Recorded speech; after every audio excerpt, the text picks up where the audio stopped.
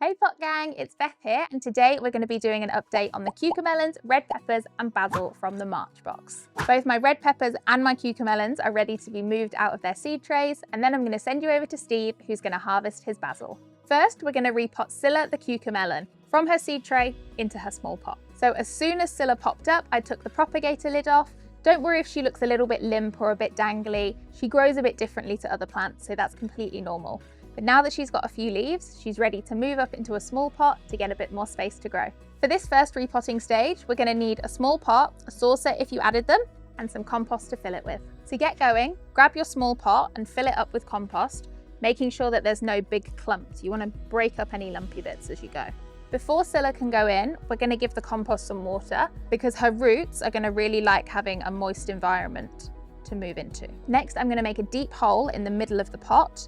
This hole needs to be about the size of one of these pods from the seed tray because Scylla and all of her roots and all of her compost are going to be moving across. You want to choose your biggest, strongest plant to repot. For me, that's this one at the back here.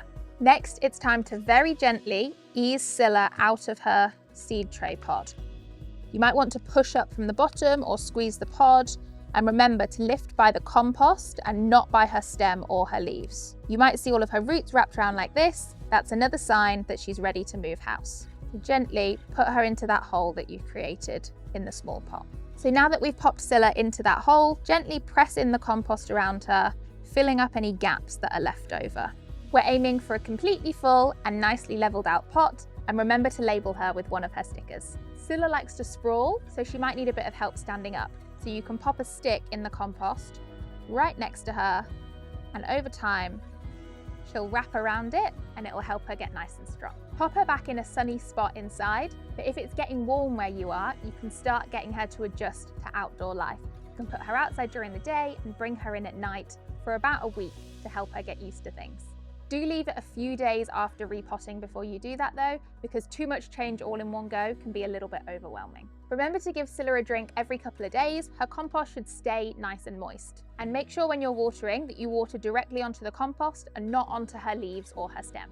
You'll have 2 extra Scyllas. If you've got the space and the spare pots, feel free to repeat the process with them. And if you'd like some extra pots, they're on our website. And that's Scylla all done. She'll keep growing happily in her small pot for now.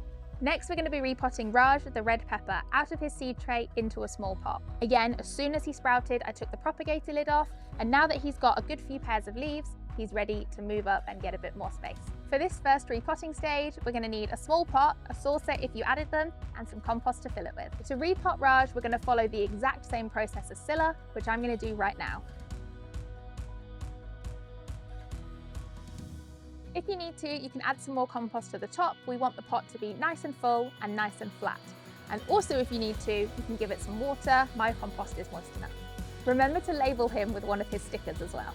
Pop him back in a nice sunny spot indoors, but just like with Scylla, if it's warm enough where you are, you can start putting them outside during the day, bringing them back in overnight for about the first week, but give him a bit of a break. Give him a couple of days before you start doing that, because he's already just had the shock of being repotted. You want to let Raj completely dry out before you water him, so you're probably going to end up watering him a couple of times a week.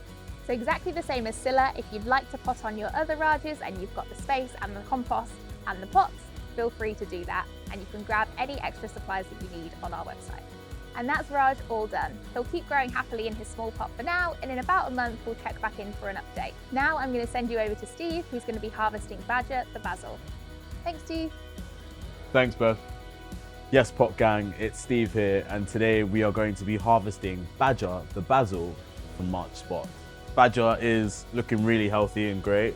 I don't have him outside just yet, I've just been keeping him on a sunny spot, but if you have the space outside, then I would recommend it. We're watering him every day because he needs to be really moist to grow. When we're harvesting, we want to harvest from the top of the plant. Sometimes you might see there's little basil shoots. If you snip from just above that, then fresh leaves will grow from there. Or you can trim a whole stem. I'm not going to do that today, but I will just give them a little snip down. Now, if you notice any flowers growing, you want to snip them off because they'll make the plant really bitter if you don't. Basil is best to pick in the morning when it's nice and cool because the leaves are drier as well.